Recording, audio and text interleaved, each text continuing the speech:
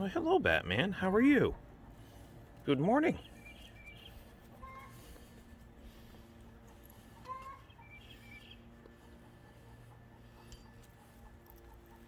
Alright, slide out of the way. I'm moving the train this way. Alright, I'm moving the train this way. You're gonna have to move.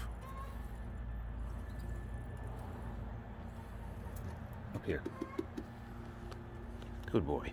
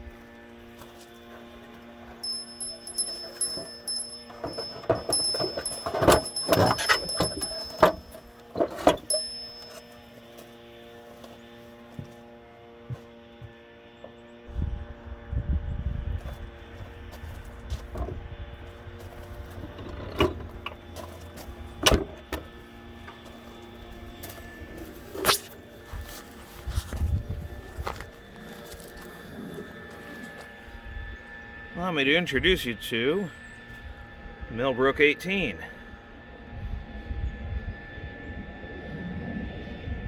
Back in September, it had a fire and burned something up in the drivetrain, although I haven't had a chance to figure out what yet. We're going to figure that out today. Alright, first we're going to take it down to the new shop, which is as yet incomplete, but I don't have anywhere else to work on this, so we'll work on it in there.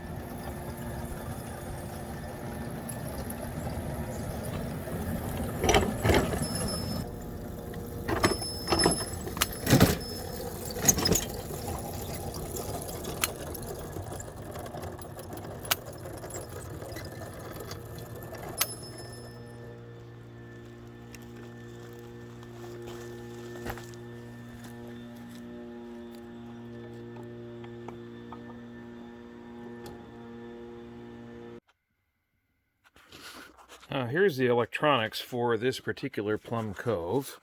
It's not standard. I've removed the original controller, and I put in a Siren 50 from Dimension Engineering.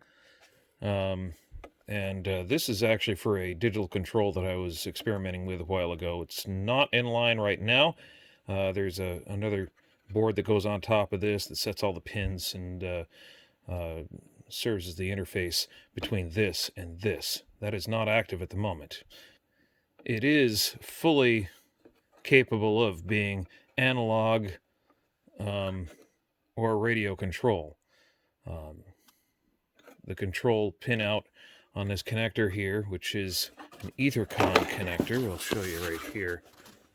This is an Ethercon connector, and it's intended for audio over Ethernet cables. Very robust connectors, so yeah, that's why I use them. And I've standardized the pinout on these between all my locomotives, all 2 of them. So I can swap controllers, and all I have to do is change dip switches to change from radio control to analog control with a tethered throttle. And if I ever break a cable between the tethered throttle and the controller here, all I got to do is run over to Walmart or wherever and go buy an Ethernet cable. Don't have to make any special cables, anything like that. It's simple. So that's how that's set up. Now, I have to take this board off.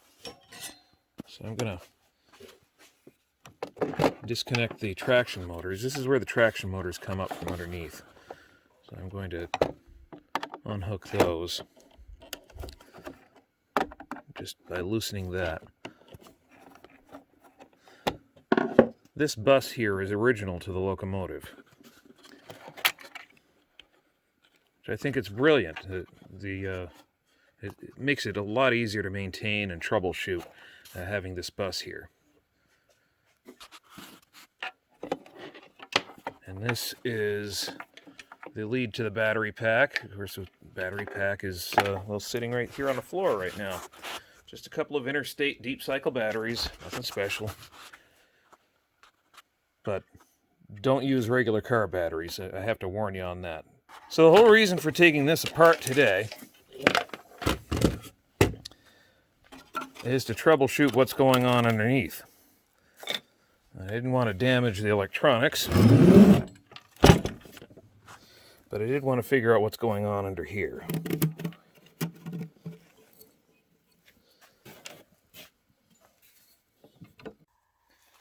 All right, let's turn this around for you. What we have here is 2 traction motors with gears to the axles. Very, very simple. So we have these rods here that we have to remove. We have some bolts that we have to remove. So I'm going to move this around a little more. We have these bolts here that we have to remove. And these rods right here. We'll start by pulling one of the rods out.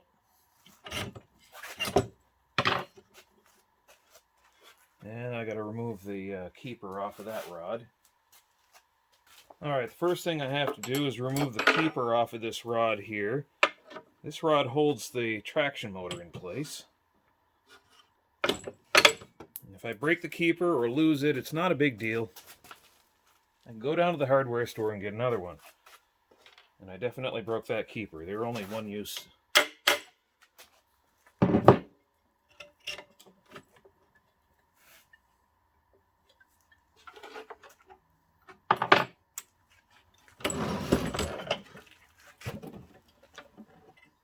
Turn this around so you can see what So that rod's removed and we can see what's going on with the motor here. And this rod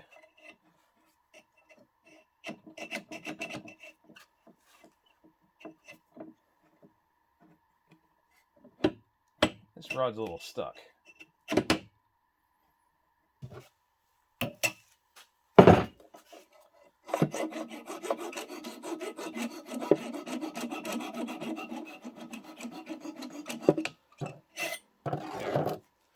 Just had to get the burrs off it and some of the rust.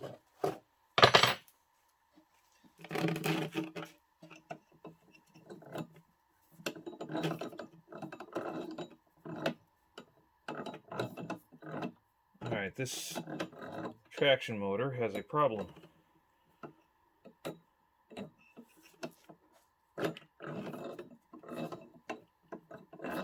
It gets seized up every now and then. The question is why.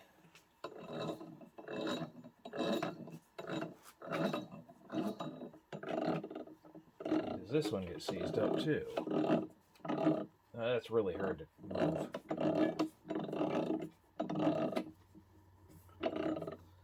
That one gets seized up too a little bit. Stopped moving after a little bit.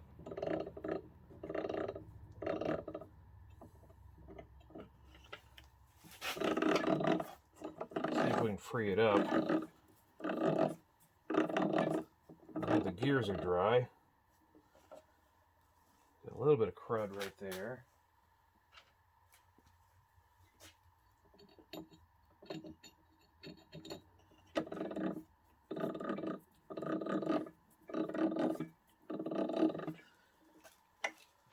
I think I've had this engine 8 years.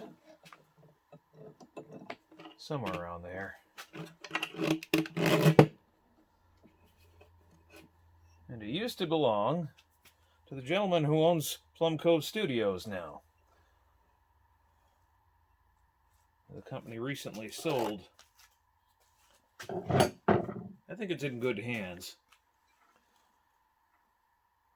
I'm still going to pull this apart the rest of the way and see what's going on with the rest of it.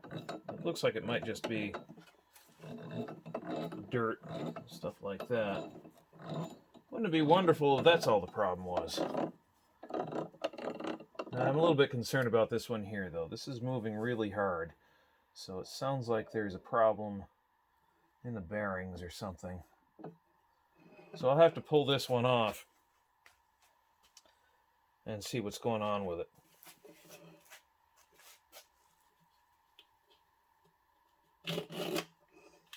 Actually, what I'll do is I'll pull it off and I'll send it back to Plum Cove Studios. They have excellent product support, and I'm sure they'll gladly sell me a new motor.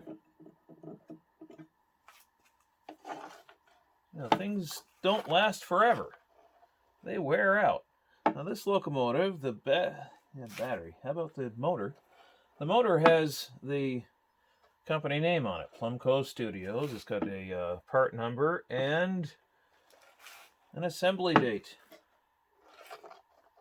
And it's the 6th of something month, 2010. This locomotive is 11 years old.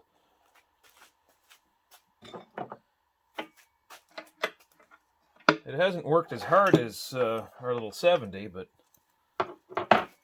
it has worked pretty hard. This engine did some sugaring for us back about 7 years ago. We were collecting maple sap with it. Tiny little thing. I didn't expect it to be up to the job, but it did surprisingly well.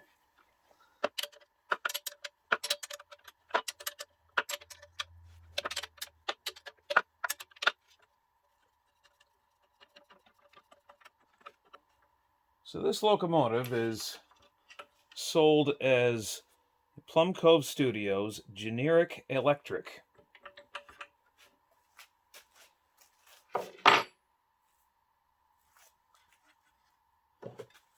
Weighs about 150 pounds with the batteries in it.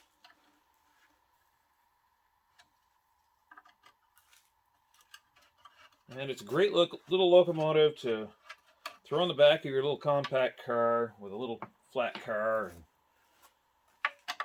go visit somebody's track, go have a blast and come back home. And it's easy to take apart, easy to put back together.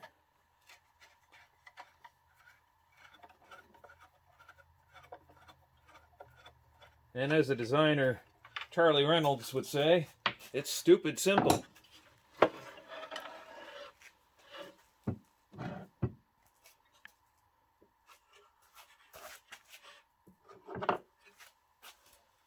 Charlie Reynolds was an interesting character. He built the prototype for these, not intending to build a prototype for anything commercial or anything, but he wanted to prove either to himself or everybody else that you could get into this hobby for just a couple of $100. And at the time, he went to he built a frame out of pine, just 2x4s. So these side pieces here, that's the frame. That was all 2x4s, just one on each side. I think it was plywood on the, no, not plywood. It was also 2x4s on the ends too. Memory serves me. Got a couple of gears from Boston Gear, well, 4 of them anyway, and then a couple of small ones for each motor and a couple of large ones to go on the axles. I think he said the axles were the most expensive part of the whole job. He built a locomotive for under $200, didn't have a controller in it or anything like that. It just jammed 2 wires together and go like hell.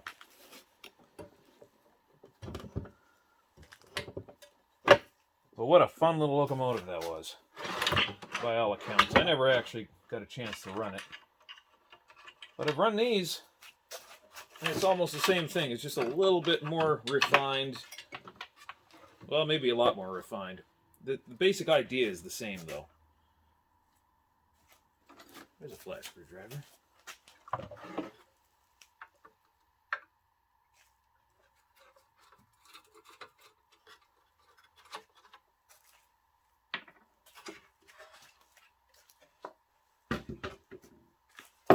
Teardown's pretty quick on these.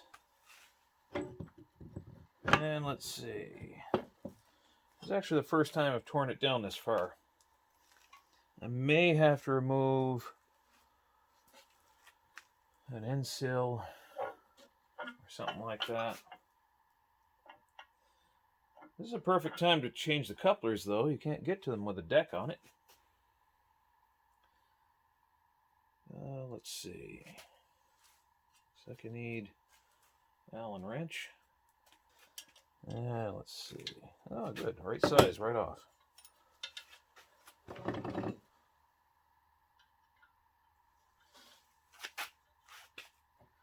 Actually, I'm going to take the sides off. Let's see. I'm going to have to loosen the ends anyway, so I might as well take the ends off. Make sure that's seated in. I don't want to break it. It's not seating in very well. Let's try this end here. There we go. That end's seating in nicely.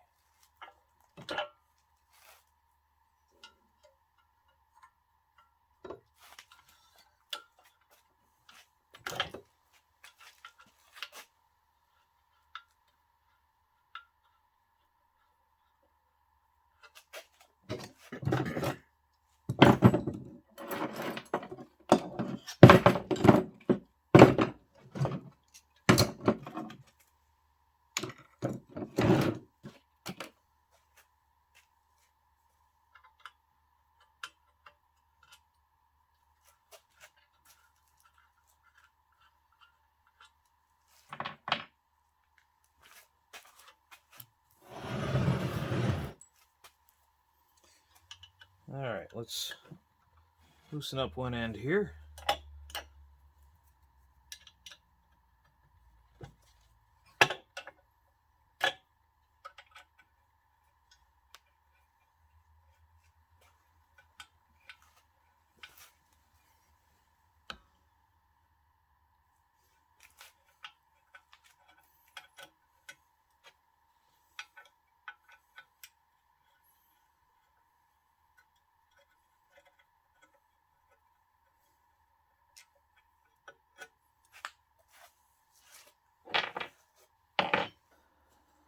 I'm going to have to loosen the other side, though. I may not have to remove it entirely. Once I'm done with all this, when it's time to put it back together, I'm probably going to have to tram it all back into square. That's the hard part, making them square again once you've taken them apart. Unless you do your assembly and disassembly on a surface plate.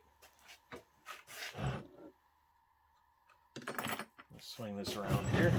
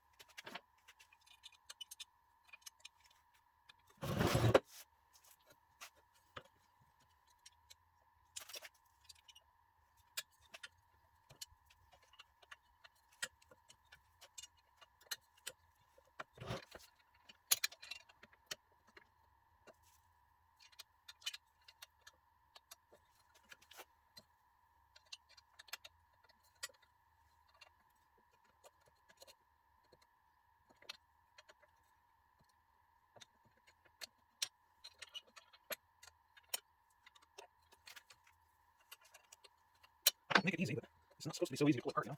Not this far, anyway. A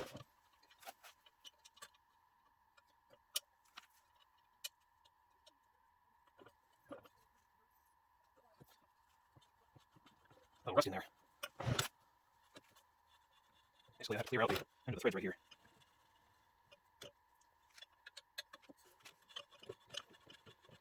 Go back and forth. Not in a hurry, really.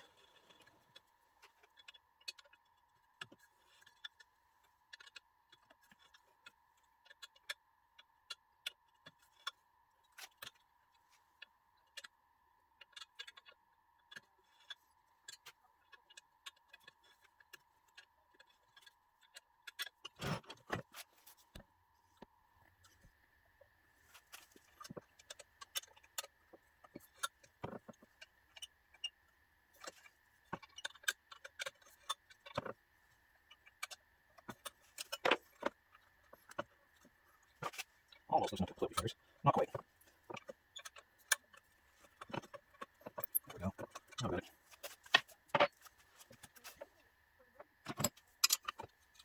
I'll pull this bearing cover off as well.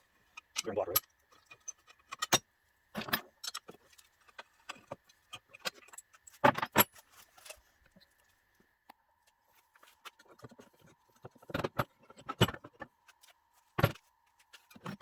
And that's how you remove traction motors on a Plum Cove generic electric. I'll be sending these back to Plum Cove Studios. Plum Cove Studios. It's at the, so yeah, this is Plum Cove Studios. DJ 280570. No, DJ 2805-7Q. 12 volt DC. 220610. So it's from the 22nd of June, 2010. You see right here? Stays true to its roots. It stays true to its roots here. The gears are from Boston Gear. That's an NA72 gear. You can order from their catalog. And I don't know what the little gear is, but that little gear there is also available from Boston Gear. And I guess for not being covered, it's not too bad. The gears are not in bad condition at all. This one, not so much. This one's got some wear on it. See if I can show that to you. There we go. So there's some wear on the teeth of the small gear. Some motor. And this motor has an issue. It's supposed to turn smoothly. So there we go. That's traction removal. So there we go. That's traction motor removal on Plum Cove generic electric. Alright, so I've got the locomotive all torn down to almost its most basic pieces. I still have a couple of brackets, these angles right here that I didn't remove. What I'm going to do is sand it down a little bit, get rid of any rust spots on it, touch it up with paint, give it a nice new coat, remove any rust off all the fasteners. Some of the fasteners need to be replaced, like this one right here. So I'll just replace these. There's 4 of them. They hold the deck on the top of the frame. That's easy enough to replace. All right, so to recap, these motors are getting on there in years. They were made in 2010, so they're 12 years old. They've had a lot of use, several hundred hours. So, because one of them is pretty well knackered, I'll just send them both back to the manufacturer. Haven't put new motors in these, or I don't know, maybe just trade them out for new power assemblies. But it's not super expensive. It's not the cheapest thing in the world to do, but it's probably the most prudent thing to do. So we'll be sending these out shortly, and then at some point we'll do a video on reassembly of this thing. But in the meantime, it's laid out nice and pretty here on this flat car. At least until I put it in a box.